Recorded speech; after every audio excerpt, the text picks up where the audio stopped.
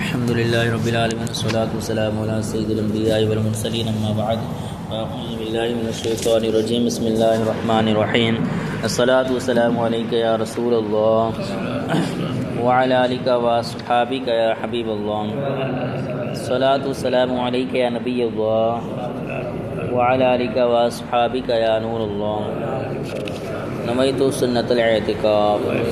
پیارے آقا صلی اللہ تعالیٰ علیہ وآلہ وسلم نے ارشاد فرمایا، تم جہاں کہیں بھی ہو مجھ پر درود پاک پڑھو گے تمہارا درود مجھ تک پہنچتا ہے۔ صلو علی الحبیب صلی اللہ تعالیٰ علی محمد صلی اللہ تعالیٰ علیہ وآلہ وسلم۔ بسم اللہ الرحمن الرحیم۔ وَاتْلُ عَلَيْهِمْ نَبَأَ ابْنَيْ آدَمَ بِالْحَقِّ إِذْ قَرَّبَا قُرْبَانًا فَتُقُبِّلَ مِنْ أَحَدِهِمَا وَلَمْ يُتَقَبَّلْ مِنَ الْآخَرِ قال لأقتلنك قال إنما يتقبل الله من المتقين لئن بسطت إلي يدك لتقتلني ما أنا بباسط يدي إليك لأقتلك إني أخاف الله رب العالمين إني أريد أن تبوء بإثمي وإثمك فتكون من أصحاب النار وذلك جزاء الظالمين۔ ترجمہ کنز العرفان۔ اور اے حبیب انہیں آدم کے دو بیٹوں کی سچی خبر پڑھ کر سناؤ۔ جب دونوں نے ایک ایک قربانی پیش کی تو ان میں سے ایک کی طرف سے قبول کر لی گئی اور دوسرے کی طرف سے قبول نہ کی گئی تو وہ دوسرا بولا میں ضرور تجھے قتل کر دوں گا۔ پہلے نے کہا اللہ صرف ڈرنے والوں سے قبول فرماتا ہے، بے شک اگر تو مجھے قتل کرنے کے لیے میری طرف اپنا ہاتھ بڑھائے گا تو میں تجھے قتل کرنے کے لیے اپنا ہاتھ تیری طرف نہیں بڑھاؤں گا۔ میں اللہ سے ڈرتا ہوں جو سارے جہانوں کا مالک ہے، میں تو یہ چاہتا ہوں کہ میرا اور تیرا گناہ دونوں تیرے اوپر ہی پڑ جائیں تو دوزخی ہو جائے، اور ظلم کرنے والوں کی یہی سزا ہے۔ وَاتْلُ عَلَيْهِمْ نَبَأَ ابْنَيْ آدَمَ بِالْحَقِّ، اور انہیں آدم کے دو بیٹوں کی سچی خبر پڑھ کر سناؤ۔ حضرت آدم علیہ السلام کے ان دو بیٹوں کا نام حابیل اور قابیل تھا۔ اس واقعے کو سنانے سے مقصد یہ ہے کہ حسد کی برائی معلوم ہو اور سرور کائنات صلی اللہ تعالیٰ علیہ وسلم سے حسد کرنے والوں کو اس سے سبق حاصل کرنے کا موقع ملے۔ حابیل اور قابیل کا واقعہ تاریخ کے علماء کا بیان ہے کہ حضرت حوا رضی اللہ تعالیٰ عنہ کے ہر حمل میں ایک لڑکا اور ایک لڑکی پیدا ہوتے تھے، اور ایک حمل کے لڑکے کا دوسرے حمل کی لڑکی کے ساتھ نکاح کیا جاتا تھا، اور چونکہ انسان صرف حضرت آدم علیہ السلام کے اولاد میں منحصر تھے تو آپس میں نکاح کرنے کے علاوہ اور کوئی صورت ہی نہ تھی۔ اسی دستور کے مطابق حضرت آدم علیہ السلام نے قابیل کا نکاح لویدہ سے جو حابیل کے ساتھ پیدا ہوئی تھی اور حابیل کا اقلیمہ سے جو قابیل کے ساتھ پیدا ہوئی تھی کرنا چاہا۔ قابیل اس پر راضی نہ ہوا، اور چونکہ اقلیمہ زیادہ خوبصورت تھی اس لیے اس کا طلبگار ہوا۔ حضرت آدم علیہ السلام نے فرمایا کیونکہ وہ تیرے ساتھ پیدا ہوئی ہے لہٰذا وہ تیری بہن ہے، اس کے ساتھ تیرا نکاح حلال نہیں۔ قابیل کہنے لگا یہ تو آپ علیہ السلام کی رائے ہے، اللہ تعالیٰ نے یہ حکم نہیں دیا۔ آپ علیہ السلام نے فرمایا اگر تم یہ سمجھتے ہو تو تم دونوں قربانیاں لاؤ، جس کی قربانی مقبول ہو جائے وہی اقلیمہ کے حقدار ہیں۔ اس زمانے میں جو قربانی مقبول ہوتی تھی آسمان سے ایک آگ اتر کر اس کو کھا لیا کرتی تھی۔ قابیل نے ایک انبار گندم اور حابیل نے ایک بکری قربانی کے لیے پیش کی۔ آسمانی آگ نے حابیل کی قربانی کو لے لیا اور قابیل کی گندم کو چھوڑ دیا۔ اس پر قابیل کے دل میں بہت بغض و حسد پیدا ہوا، اور جب حضرت آدم علیہ السلام حج کے لیے مکہ مکرمہ تشریف لے گئے تو قابیل نے حابیل سے کہا کہ میں تجھے قتل کر دوں گا۔ حابیل نے کہا کیوں؟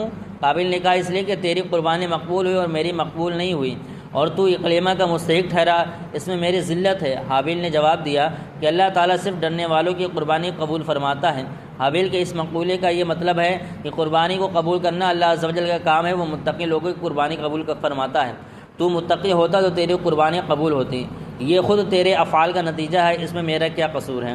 اگر تو مجھے قتل کرنے کے لیے میری طرف اپنا ہاتھ بڑھائے گا تو میں تجھے قتل کرنے کے لیے اپنا ہاتھ تیری طرف نہیں بڑھاؤں گا، کیونکہ میں نہیں چاہتا کہ میری طرف سے ابتدا ہو، حالانکہ میں تجھ سے قوی و توانا ہوں، یہ صرف اس لیے کہ میں اللہ عز و جل سے ڈرتا ہوں، اور میں یہ چاہتا ہوں کہ میرے قتل کرنے کا گناہ اور تیرا گناہ یعنی جو اس سے پہلے تو نے کیا کہ والد کی نافرمانی کی، حسد کیا اور خدائی فیصلہ کو نہ مانا، یہ دونوں قسم کے گناہ تیرے اوپر ہی پڑ جائیں اور تو دوزخی ہو جائے۔ فطوعت له نفسه قتل أخيه فقتله فأصبح من الخاسرين فبعث الله غرابا يبحث في الأرض ليريه كيف يواري سوءة أخيه قال يا ويلتى أعجزت أن أكون مثل هذا الغراب فأواري سوءة أخي وأصبح من النادمين۔ ترجمہ کنز العرفان۔ تو اس کے نفس نے اسے اپنے بھائی کے قتل پر راضی کر لیا تو اس نے اسے قتل کر دیا، پھر وہ نقصان اٹھانے والوں میں سے ہو گیا۔ پھر اللہ تعالیٰ نے ایک کوا بھیجا جو زمین کورید رہا تھا تاکہ وہ اسے دکھا دے کہ وہ اپنے بھائی کی لاش کیسے چھپائے۔ کوے کا واقعہ دیکھ کر قاتل نے کہا، ہائے افسوس، میں اس کوے جیسا بھی نہ ہو سکا کہ اپنے بھائی کی لاش چھپا لیتا تو وہ پچھتانے والوں میں سے ہو گیا۔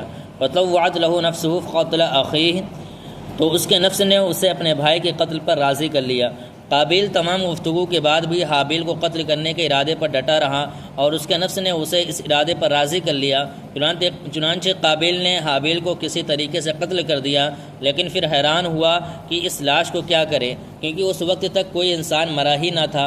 مدت تک لاش کو پشت پر لادے یعنی پیٹ پر لادے پھرتا رہا۔ پھر جب اسے لاش چھپانے کا کوئی طریقہ سمجھ نہ آیا تو اللہ عز و جل نے ایک کوا کو بھیجا جو زمین کورید رہا تھا۔ چنانچہ یوں ہوا کہ دو کوے آپس میں لڑے، ان میں سے ایک نے دوسرے کو مار ڈالا۔ پھر زندہ کوے نے اپنی منقار یعنی چونچ اور پنجوں سے زمین کورید کر گڈھا کھودا، اس میں مرے ہوئے کوے کو ڈال کر مٹی سے دبا دیا۔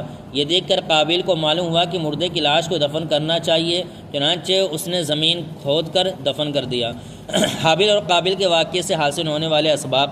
یہ واقعہ بہت سی عبرتوں اور نصیحتوں پر مشتمل ہے۔ ان میں سے ایک یہ کہ انسان نے جو سب سے پہلے جرائم کیے ان میں ایک قتل تھا اور دوسری یہ کہ حسد بڑی بری چیز ہے۔ حسد ہی نے شیطان کو برباد کیا اور حسد ہی نے دنیا میں قابیل کو تباہ کیا۔ حسد، قتل اور حسن پرستی کی مذمت۔ اس واقعے سے تین چیزوں کی مذمت بھی ظاہر ہوتی ہے۔ حسد، حضرت زبیر رضی اللہ تعالیٰ عنہ سے روایت ہے، سرکار دو عالم صلی اللہ علیہ وسلم نے ارشاد فرمایا، تم میں پچھلی امتوں کی بیماری سرایت کر گئی، حسد اور بغض، یہ مونڈ دینے والی ہے۔ میں نہیں کہتا کہ بال مونڈتی ہے، لیکن یہ دین کو مونڈ دیتی ہے۔ قتل، حضرت عبداللہ بن عمر رضی اللہ تعالیٰ عنہ فرماتے ہیں کہ ناحق حرام خون بہانا ہلاک کرنے والے ان امور میں سے ہے جن سے نکلنے کی کوئی راہ نہیں۔ حسن پرستی، حضرت ابو امامہ رضی اللہ تعالیٰ عنہ سے روایت ہے، تاجدار رسالت صلی اللہ علیہ وسلم نے ارشاد فرمایا، عورت کے محاسن کی طرف نظر کرنا ابلیس کے زہر میں بجھے ہوئے تیروں میں سے ایک تیر ہے۔ من اجل ذلك كتبنا على بني اسرائيل انه من قتل نفسا بغير نفس او فساد في الارض فكأنما قتل الناس جميعا ومن احياها فكأنما احيا الناس جميعا ولقد جاءتهم رسلنا بالبينات ثم ان كثيرا منهم بعد ذلك في الارض لمسرفون۔ ترجمہ کنز العرفان۔ اس کے سبب ہم نے بنی اسرائیل پر لکھ دیا کہ جس نے کسی جان کے بدلے یا زمین میں فساد پھیلانے کے بدلے کے بغیر کسی شخص کو قتل کیا تو گویا اس نے تمام انسانوں کو قتل کر دیا، اور جس نے کسی ایک جان کو قتل سے بچا کر زندہ رکھا اس نے گویا تمام انسانوں کو زندہ رکھا۔ اور بے شک ان کے پاس ہمارے رسول روشن دلیلوں کے ساتھ آئے، پھر بے شک ان میں سے بہت سے لوگ اس کے بعد بھی زمین میں زیادتی کرنے والے ہیں۔ من اجل ذالک کتبنا علی بنی اسرائیل، اس کے سبب ہم نے بنی اسرائیل پر لکھ دیا۔ بنی اسرائیل کو یہ فرمایا گیا اور یہی فرمان ہمارے لیے بھی ہے، کیونکہ گزشتہ امتوں کے جو احکام بغیر تردید کے ہم تک پہنچے ہیں وہ ہمارے لیے بھی ہیں۔ بہرحال بنی اسرائیل پر لکھ دیا گیا کہ جس نے بلا اجازت شرعی کسی کو قتل کیا تو گویا اس نے تمام انسانوں کو قتل کر دیا، کیونکہ اس نے اللہ تعالیٰ کے حق، بندوں کے حق اور حدود شریعت سب کو پامال کر دیا۔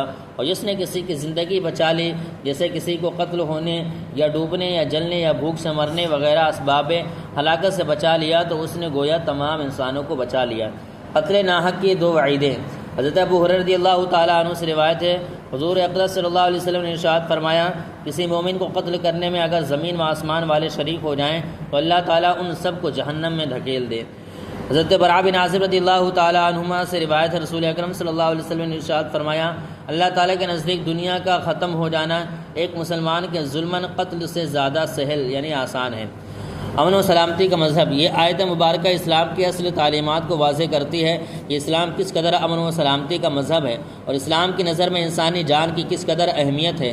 اس سے ان لوگوں کو عبرت حاصل کرنی چاہیے جو اسلام کی اصل تعلیمات کو پس پشت ڈال کر دامن اسلام پر قتل و غارت گری کے حامی ہونے کا بدنما دھبا لگاتے ہیں، اور ان لوگوں کو بھی یہ نصیحت حاصل کرنی چاہیے جو مسلمان کہلا کر بے قصور لوگوں کو بم دھماکوں اور خودکش حملوں کے ذریعے موت کی نیند سلا کر یہ گمان کرتے ہیں کہ انہوں نے اسلام کی بہت بڑی خدمت سر انجام دے دی۔ قتل کی جائز صورتیں۔ قتل کی شدید ممانعت کے ساتھ چند صورتوں کو اس سے جدا رکھا گیا ہے، اور آیت مبارکہ میں بیان کردہ وہ صورتیں یہ ہیں: قاتل کو قصاص میں قتل کرنا جائز ہے، زمین میں فساد پھیلانے والے کو قتل کرنا جائز ہے، اس کی تفصیل اگلی آیات میں موجود ہے۔ اس کے علاوہ مزید چند صورتوں میں شریعت نے قتل کی اجازت دی ہے: شادی شدہ مرد یا عورت کو زنا کرنے پر بطور حد رجم کرنا، اور مرتد کو قتل کر دینا، باغی کو قتل کرنا۔